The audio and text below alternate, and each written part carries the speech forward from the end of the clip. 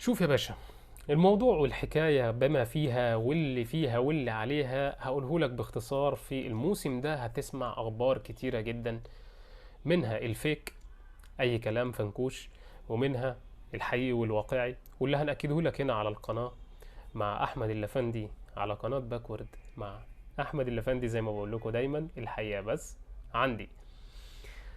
القصة وما فيها، عايزكم في الأول تصلوا على النبي عليه الصلاة والسلام. اللهم صل وسلم وبارك عليك يا سيدي يا حبيبي يا رسول الله، وبسم الله ما شاء الله ولا حول ولا قوة إلا بالله، صلاة تنفرج بها الكروب ويفك بها الهموم، يا حي يا قيوم.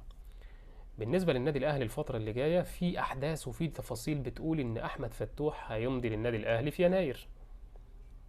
هل ده هيحصل ولا لأ؟ هنشوف. بالنسبة للموضوع موديست جاهز.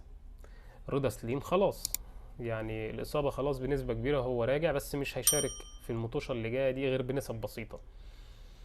أحداث نادي الزمالك بقى اللي جاية في بعد الانتخابات اللي هتبدأ خلاص قربت، والحرب بتشتعل بقى ما بين، هو في الأغلب مفيش يعني غير فاروق جعفر وحسين لبيب، وما أعتقدش إن يعني هي محسومة يعني لحسين لبيب غالبا، لأن ما أظنش شعبية فاروق جعفر هتستوعب إن هو يبقى رئيس نادي الزمالك، ولكن ممكن تحدث المفاجأة، الله أعلم.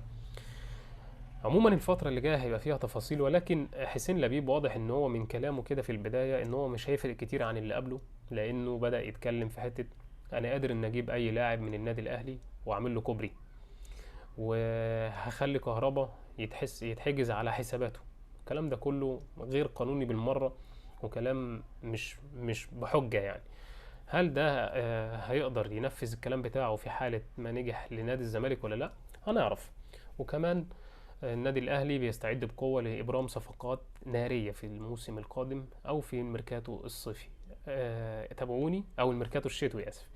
تابعوني ولايك للفيديو، وصلوا على النبي عليه الصلاة والسلام، واشتركوا في القناة عشان يوصلكوا كل جديد، وفعلوا الجرس على الكل. أشوفكم في فيديو جديد في رعاية الله.